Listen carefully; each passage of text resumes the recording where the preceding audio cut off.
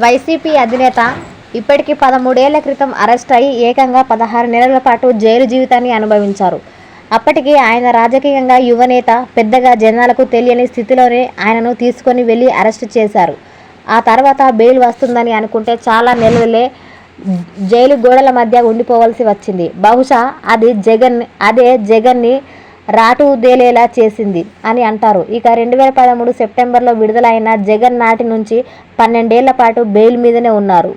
ఈ మధ్యలో ఆయన ప్రధాన ప్రతిపక్ష నేతగా, ముఖ్యమంత్రిగా, మళ్లీ విపక్ష నేతగా మారుతూ వచ్చారు. ఆయన మీద ఉన్న సిబిఐ కేసుల కారణంగా మరోసారి జైలుకు వెళ్తారు అని అనుకుంటే వేరే కేసులతో ఆయన అరెస్టు అయి జైలుకు వెళ్తారా అన్న చర్చ వస్తోంది. జగన్ని లిక్కర్ స్కామ్ కేసులో అరెస్టు చేస్తారు అని 2 నెలల క్రితం దాకా పెద్దగా ప్రచారం జరిగింది. ఇక రేపో మాపో అన్నట్లుగా విపరీతంగా పుకార్లు, షికార్లు చేశాయి. మొత్తానికి ఈ అలజడి అయితే తగ్గింది. ఇంతలో అనూహ్యంగా వేరే కేసులు జగన్ని చుట్టుముడుతున్నాయి. జగన్ మీద తాజాగా నిందితుడిగా ఒక కేసు ఫైల్ అయింది.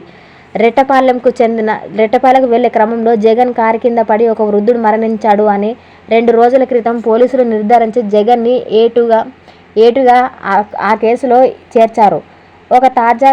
తాజాగా తాడేపల్లిలోని ఆయన ఆఫీసుకు వెళ్లి మరీ నోటీసులు ఇచ్చారు. వైసీపీ కార్యాలయ ఇన్ఛార్జ్ అప్పిరెడ్డి వాటిని తీసుకొన్నారు.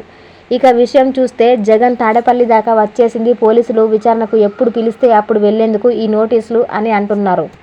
జగన్ని విచారణకు పిలిపించి అరెస్టు చేస్తారా అన్న చర్చ కూడా సాగుతోంది. అదే జరిగితే ఏం జరుగుతుంది అన్నదే ఇప్పుడు అంతటా వినిపిస్తున్న మాట.